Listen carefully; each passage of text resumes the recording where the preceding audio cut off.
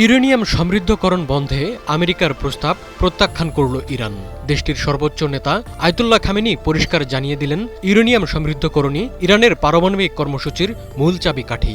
ইরানের শত্রুরা সেখানেই হাত দিয়েছে। নিজের পারমাণবিক কর্মসূচি নিয়ে সব সিদ্ধান্তের এখতিয়ার শুধু ইরানেরই। খামেনির এ ঘোষণার ফলে ইরানের পারমাণবিক কর্মসূচি ঠেকাতে পশ্চিমা তৎপরতা মুখ থুবড়ে পড়ল। ওমানের মধ্যস্থতায় ইরানের সাথে আলোচনার পর গত শনিবার যুক্তরাষ্ট্রের পক্ষ থেকে তেহরানকে নতুন প্রস্তাব দেওয়া হয়। ৫ দফা আলোচনা সত্ত্বেও উভয় পক্ষের মাঝে এখনও কয়েকটি গুরুতর অমীমাংসিত বিষয় রয়ে গেছে। এর মধ্যে ইউরেনিয়াম সমৃদ্ধকরণ কর্মসূচি অব্যাহত রাখা এবং মজুতকৃত উচ্চমাত্রার ইউরেনিয়াম বিদেশে পাঠাতে অস্বীকৃতি জানানোর মতো বিষয়গুলো অন্যতম। যুক্তরাষ্ট্রের প্রস্তাব নিয়ে বুধবার নিজের অবস্থান জানিয়ে দিল ইরান। ইরানের ইসলামী প্রজাতন্ত্রের প্রতিষ্ঠাতা ইমাম খোমেনির ৩৬তম মৃত্যুবার্ষিকী উপলক্ষে ভাষণ দেন আয়াতুল্লাহ খামেনি। জেনেক্সে শিফট করো, লাইফকে লিফট করো। দক্ষিণ তেহরানের ইমাম খোমেনির মাজার থেকে টেলিভিশনে সম্প্রচারিত ভাষণে আয়াতুল্লাহ খামেনি বলেন, মার্কিন প্রশাসন এমন এক প্রস্তাব নিয়ে হাজির হয়েছে যা ইরানের জাতীয় স্বার্থ বিরোধী।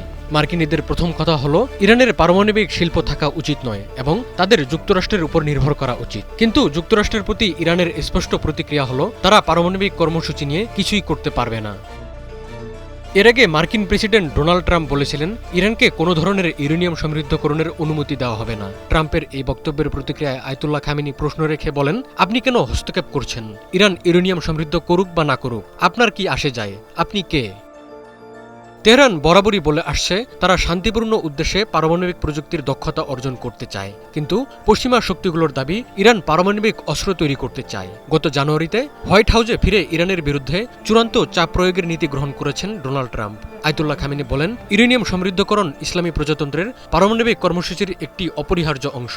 ঔদ্ধত্যপূর্ণ ও অহংকারী আমেরিকার নেতারা বারবার দাবি করেছে, ইরানের পারমাণবিক কর্মসূচি থাকা উচিত নয়। ইরান ইউরেনিয়াম সমৃদ্ধ করবে কিনা সেটা ঠিক করে দেওয়ার তারাকে প্রশ্ন করেন খামেনি।